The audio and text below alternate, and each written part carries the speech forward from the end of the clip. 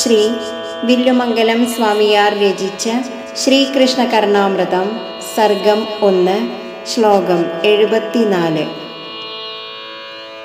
മാധുര്യേണ ദ്വിഗുണശിശിരം വക്ത്രചന്ദ്രം വഹന്തി വംശിവീധി വികളദമൃതസ്രോതസാ സേചയന്തി മദ്വാണീനാം വിഹരണപദം മത്തസൗഭാഗ്യഭാജാം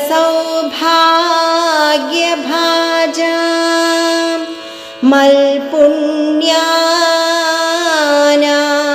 പരിണതിരഹോ നേത്രയോ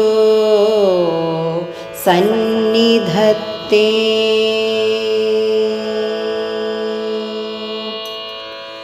ഓം നമോ നാരായണായ. ഓം നമോ നാരായണായ.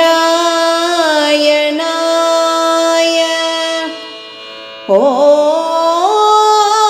നമോ നാരായണായ.